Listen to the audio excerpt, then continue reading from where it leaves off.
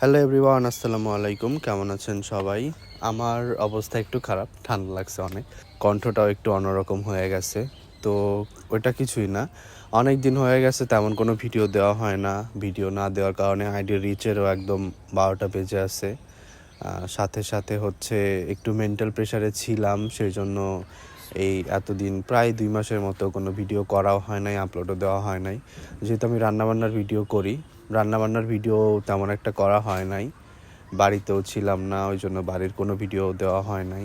এবার বাড়িতে আসার টার্গেটটাই ছিল মূলত এরকম যে আপনারা যেহেতু গ্রামের ভিডিওগুলো বেশি পছন্দ করেন, বাড়িতে আসলে গ্রামীণ কিছু ভিডিও রান্নাবান্নার হোক বা গ্রামীণ পরিবেশের হোক, যেই ভিডিওই হোক, এটা আপনারা অনেক পছন্দ করেন। ওই টার্গেট নিয়েই বাড়িতে আসা মূলত, যে আবার ভিডিও করাটা স্টার্ট করা এবং আপনাদের জন্য আপলোড দেওয়া, এই আর কি।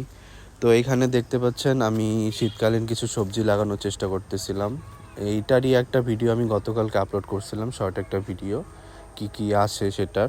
তো এইখানে হচ্ছে টমেটো, বেগুন, তারপরে হচ্ছে ফুলকপি, বাঁধাকপি, আর সাথে 3টা ক্যাপসিকামের চারা আনছিলাম। এগুলো আমাদের এখানকার স্থানীয় বাজার থেকে আনা হয়েছে। অল্প অল্প করে আনছি সব, কারণ এটা তো আর বাণিজ্যিক চাষ না, হইলে বাড়িতে একটু খাইতে পারবো এইটুকুই, এই জন্যই আর কি। তো এখানে আমি সবগুলো লাগানো শেষ করে তারপর ভালো মতো পানিও দিয়ে দিচ্ছিলাম, যাতে খুব তাড়াতাড়ি গাছগুলো হচ্ছে সতেজ হয়ে যায় বা বেঁচে যায়। তো আর কি, আজকের মতো এইটুকুই। যেহেতু আইডির রিচের একদম পুরো দফারফা অবস্থা, আমার আইডির রিচের মাগফিরাত কামনা করবেন, আর আমার জন্য একটু দোয়া করবেন যাতে তাড়াতাড়ি সুস্থ হয়ে যাই। আর এই তো, ভালো থাকবেন সবাই, টাটা।